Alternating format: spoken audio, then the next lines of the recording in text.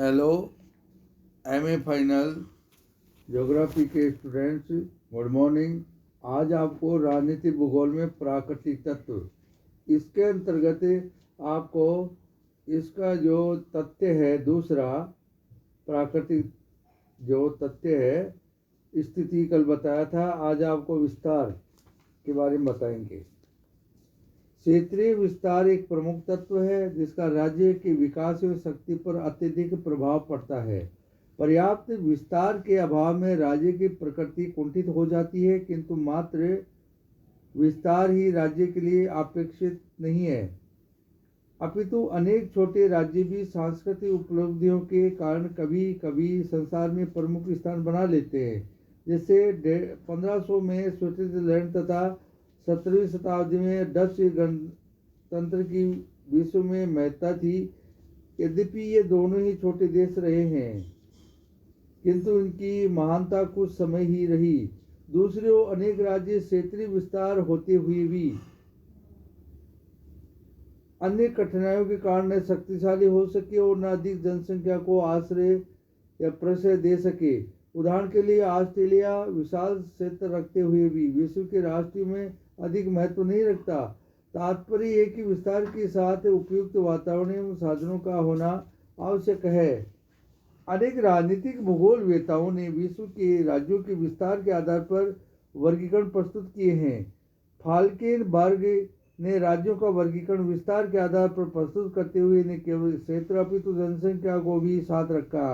उन्होंने क्षेत्र के आधार पर 7 वर्ग किए तथा उनको जनसंख्या के 6 वर्गों के साथ संबंधित कई राज्यों की 7 श्रेणियां व्यक्त की, अर्थात विशालकाय, विशालतर, विशाल, मध्यम, लघु, लघुतर और अति लघु।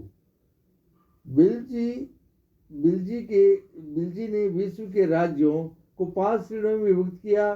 पॉन्ड्स महोदय ने अपनी पुस्तक पॉलिटिकल ज्योग्राफी में राज्यों को विस्तार के आधार पर 8 श्रेणियों में विभक्त किया। उन्होंने विशालतम राज्यों में 6 राज्यों को सम्मिलित किया है जिनका क्षेत्र 60 लाख वर्ग किलोमीटर से अधिक है, तथा लघुतम राज्यों का क्षेत्रफल 25,000 वर्ग किलोमीटर व्यक्त किया है, जिसमें 18 राज्य सम्मिलित किए गए हैं। पॉन्ड्स द्वारा व्यक्त लघुतम राज्यों के क्षेत्र के संबंध में अन्य विचारकों ने आपत्ति की है तथा उसको अधिक बतलाया है। वास्तव में विश्व के राज्यों में विस्तार की दृष्टि से इतनी अधिक भिन्नता है कि उनको वर्गों में विभक्त करना कठिन है। एक और वेटिकन नगर जैसे राज्य हैं जिनका क्षेत्र आधा वर्ग किलोमीटर में सीमित है। दूसरे और रूस जैसे विशालतम राज्य जिसका क्षेत्रफल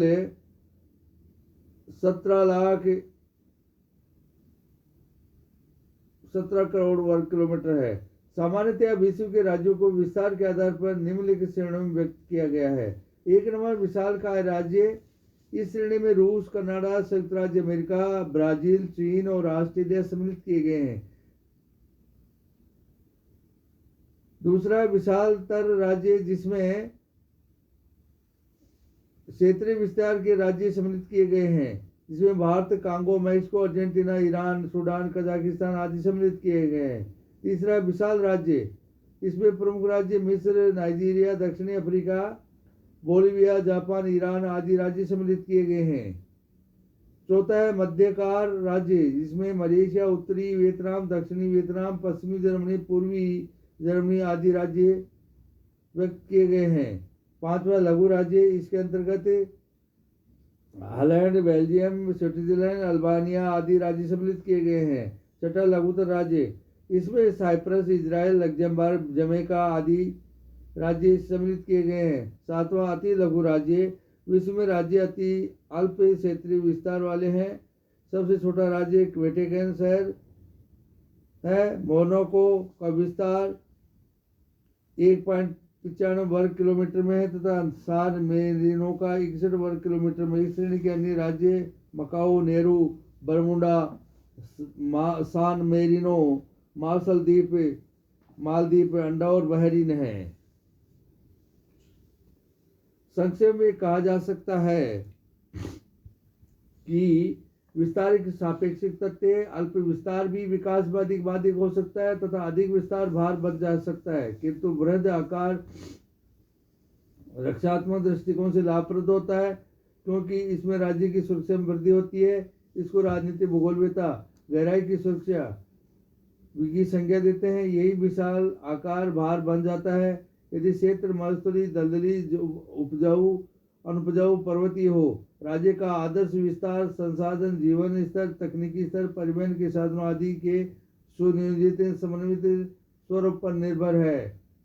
राज्य विस्तार से संबंधित कतिपय तथ्य विचारणीय है जिसका प्रभाव राज्य पर पड़ता है। विस्तार की सुरक्षात्मक तत्व के रूप में महत्ता। राज्य का विस्तार आर्थिक एवं राजनीतिक शक्ति को प्रभावित करता है। ये लाभप्रद भी हो सकता है तथा हानिकारक भी हो सकता है। सामान्य रूप से सुरक्षा हेतु सैनिक शक्ति के लिए ये लाभकारी होता है। द्वितीय विश्व युद्ध में सोवियत संघ को अपने विस्तार का पर्याप्त लाभ होता है। विस्तार के कारण शत्रु को यथा स्थान पहुंचने में समय लगता है, तब तक सुरक्षा प्रबंध या प्रतिरोध किया जा सकता है। ये तथ्य वर्तमान वायु युद्ध के समय में सत्य है। आणविक प्रहार के संदर्भ में भी यदि राज्य का विस्तार सीमित है तो संपूर्ण क्षेत्र ही प्रभावित हो जाएगा, जबकि अन्य विस्तार में कुछ क्षेत्र इसके प्रभाव से मुक्त रहेगा। उपयुक्त राज्य की प्रतिरोधक सार्थक पर निर्भर करता है। जन प्रशासन पर विस्तार का प्रभाव। अनेक विस्तार वाले राज्यों का प्रशासन अपेक्षाकृत कठिन होता है। सभी क्षेत्रों को, विशेषकर दूरवर्ती क्षेत्रों में अनेक बार पृथकतावादी प्रवृत्ति विकसित हो जाती है। यदि केंद्रीय शक्ति निर्बल होती है तो सीमावर्ती क्षेत्रों में उपद्रव प्रारंभ हो जाता है। यही नहीं, अपितु प्रशासनिक तंत्र पर भी विस्तार वाले राज्यों को अधिक खर्च करना पड़ता है। छोटे एवं संयुक्त राज्य आकार के राज्यों में यह कार्य आसानी से हो सकता है। यह तथ्य के संसाधन प्रारूप पर भी निर्भर करता है। विस्तार एवं जनसंख्या। राज्य विस्तार एवं जनसंख्या में प्रत्येक संबंध है। अधिक जनसंख्या एवं कम विस्तार राज्य के लिए भार स्वरूप होता है। दूसरी ओर अधिक विस्तार तथा कम जनसंख्या राज्य विकास में बाधक होता है। ये तथ्य सापेक्षिक है तथा प्रत्येक राज्य में भिन्न प्रकार का प्रभाव रखता है। विस्तार के साथ यदि राज्य में संसाधन पर्याप्त हैं तो अधिक जनसंख्या विकास एवं प्रगति में सहायक होकर राज्य को शक्तिशाली बनाएगी। दूसरी ओर यदि संसाधन नहीं है तो वह भार बन जाएगा। विस्तार एवं जनसंख्या का संतुलन संसाधन क्षमता पर निर्भर करता है। विस्तार एवं आंतरिक राजनीतिक भूगोल। Size and internal political geography. अधिक या कम विस्तार का प्रभाव राज्य के आंतरिक स्वरूप, विशेषकर प्रशासनिक विभागों पर पड़ता है। फ्रांस में क्रांति के पश्चात जब नए प्रांत बनाए जाने लगे तो ये ध्यान में रखा गया कि प्रत्येक व्यक्ति प्रांत के प्रशासनिक केंद्र से उसी दिन पुनः अपने निवास को लौट सके। देखिए फ्रांस की रिवॉल्यूशन कितनी पुरानी है, उसमें ये ध्यान रखा गया जब ये बनाए गए, आपको बाद में प्रांत बनाए गए, कि व्यक्ति है जो सुबह जाकर के शाम को लौट आए, अपने निवास लौट आए। आज वैज्ञानिक युग है, उस समय इतना यातायात के साधन नहीं थे, कितनी ऊंची सोच थी उनकी। जो आज ये अब देख लीजिए, राज्यों के लिए नहीं, ये जो जितने भी स्टेट है इंडिया के अंदर है उसके लिए, विकास के लिए ये जरूरी है कि छोटे राज्य बनाए जाने चाहिए। क्यों? उससे जो ऐड है कि सेंटर की, वहाँ की जनता की, वो उसको तत्काल मिल सके, ये प्रमुख है। इसलिए अब भी भारत के अंदर कई ऐसे प्रांत हैं जहाँ पर आदमी को डायरेक्ट है, जो ये ऐड नहीं पहुँची, सहायता नहीं पहुँचती है, जो कई जैसे राज्य हैं, राज्यों के अंदर भी फिर डिस्ट्रिक्ट है, डिस्ट्रिक्ट हेडक्वार्टर है, वो ऐसे इंटीरियर पड़ते हैं, कई प्रांत हैं, कई एरिया हैं कि वहाँ तक पहुँच नहीं सकता है। जैसे कलेक्टर से अगर काम है तो पहुँचने में बड़ी दिक्कत होती है। गांव की अभी तक जनता बहुत गरीबी स्थिति से बहुत पिछड़ी हुई है। अगर तत्काल ऐड या सहायता देना पसंद करेंगे तो उसके लिए छोटे राज्यों का, छोटे प्रांतों का गठन करना होगा। देखिए फ्रांस की रिवॉल्यूशन कितनी पुरानी है, उसके अंदर ये ध्यान रखा गया कि सुबह का आदमी शाम को आसानी से आ सके। उसमें साधन इतने थे, कम थे, जबकि ऐसी सोच थी उस समय।